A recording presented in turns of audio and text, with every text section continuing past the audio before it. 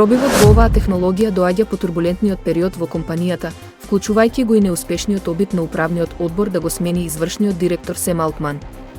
Од OpenAI тврдат дека се блиску до креирање на вештачка интелигенција која може да размислува на ниво на човек.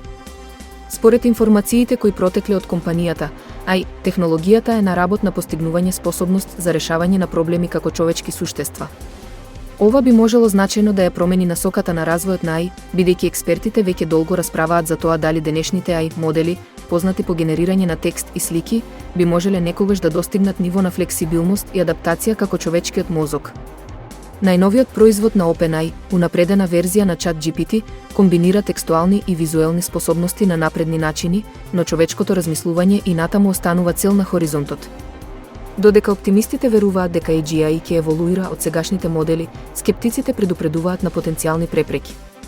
Мисијата на OpenAI е да обезбеди дека AGI го користи целото човештво, но останува нејасно колку нивната дефиниција за AGI е конкретна и остварлива. Сепак, компанијата и нејзините клучни конкуренти продолжуваат да вложуваат милиарди долари во развој на технологијата која би можела да го промени светот.